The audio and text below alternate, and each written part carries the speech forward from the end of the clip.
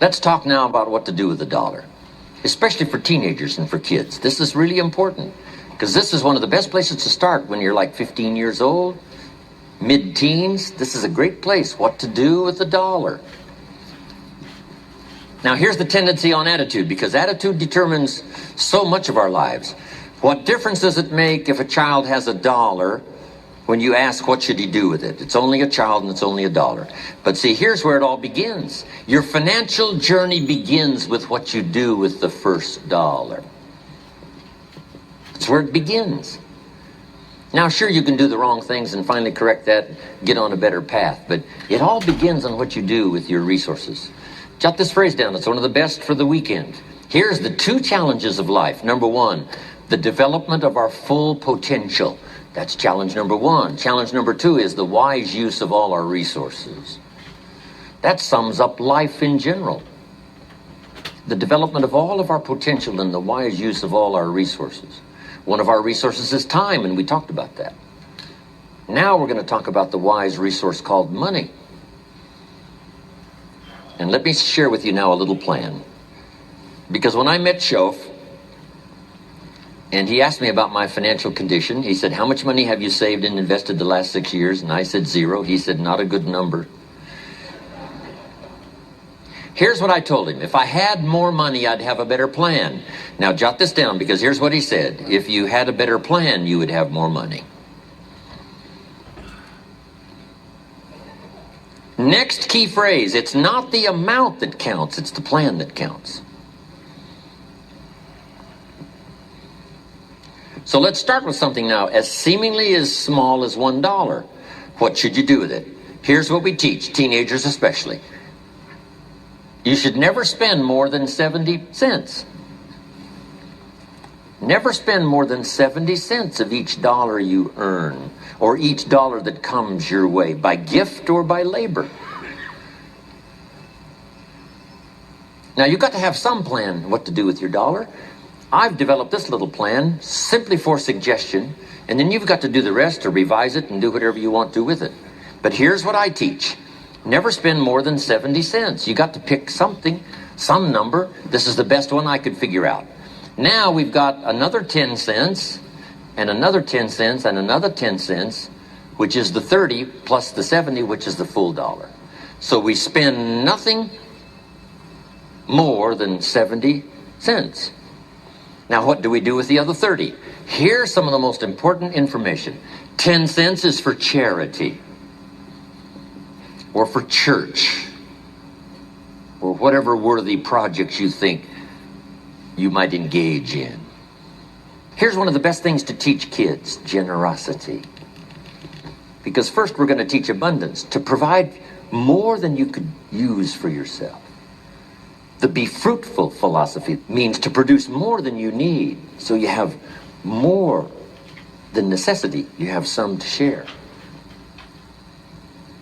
Some churches teach a 10%, a tithe they call it,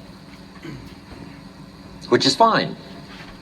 The key is to either administer this 10 cents yourself or to give it to some institution, a church or whatever, and let them spread it around. Let them put it where it's needed. Now, if you're going to give to some charity or church, you must let them take you on the tour and show you where it goes. Okay, if you part with the money, let them give you the tour. Here's where the 10% goes if you're going to tithe. Because now that gives you great joy to give 10%. Because you say, hey, here's what it's doing, here's what it's doing, here's where it's going, here's who gets it. Okay? Now the next 10 cents is called the use of capital. Here's what capital and capitalism is. So jot this down. Capital is any value you set aside.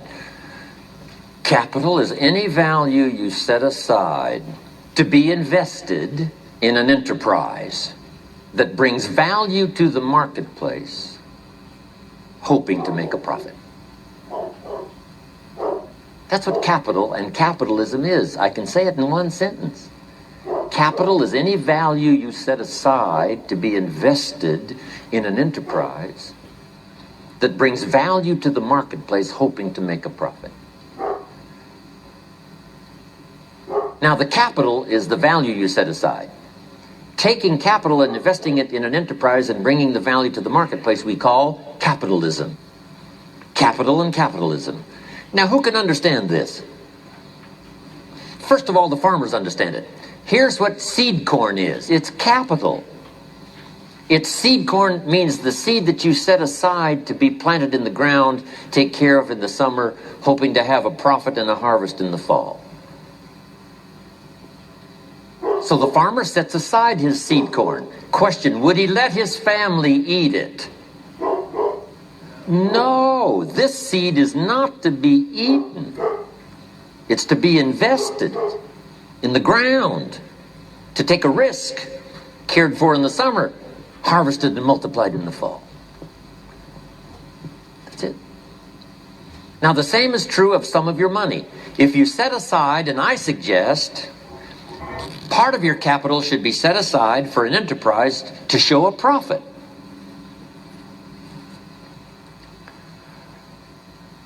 And we can teach kids the early fundamentals of capitalism. Now, once the kid has $1 profit, now what should he do with the dollar? This is the formula that I've come up with, what to do with that dollar. Don't spend more than 70 cents, 10 cents for church or charity, 10 cents to invest back into your business so that someday you can buy more than one bottle and get it a little cheaper so that when you sell it, you make a little more money. Now, here's the other 10 cents. It's 10 cents that you invest and let someone else use it. This is called active capital, where you actually engage in the enterprise that makes a profit. Now, another 10 cents is for passive capital, where you let someone use this 10 cents out of every dollar. You put it in a bank that pays interest. They use it and they pay you for the use of this money. That's called passive capital. So we've got active capital and passive capital. Maybe you invest this in a stock eventually if you have enough money, and the stock pays you dividends, and also there may be an increase in the value of the stock. So this is the little formula I come up with: 70, 10, 10, and 10. It's very simple. And kids can figure it out, kids can understand it. Enterprises that kids can be involved in starting early. Now, when you first start, if you're an adult now, you may be in such bad shape financially that you couldn't do the 70, 10, 10, and 10. If you're in real bad shape, you may have to do the 97, 1, 1, and 1. Because it may take this to pay your bills if you haven't had a good plan up until now. But jot this down now. It's not the amount that counts, it's the plan that counts. So let's say you were in such poor financial shape, you had to start 97, 1 for charity, 1%, another 1% for active capital, another 1% for passive. Now here's the key. To get these numbers starting up and get this number starting down.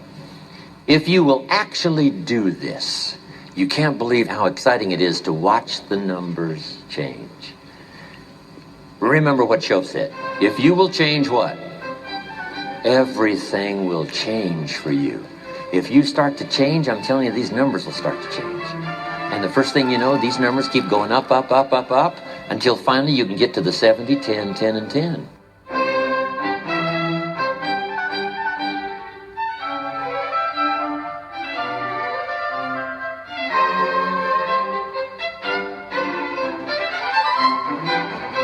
When I was 25 years old, my mentor, Mr. Shoaff, said, "Show me your current financial plan for the future." And of course, I didn't have one.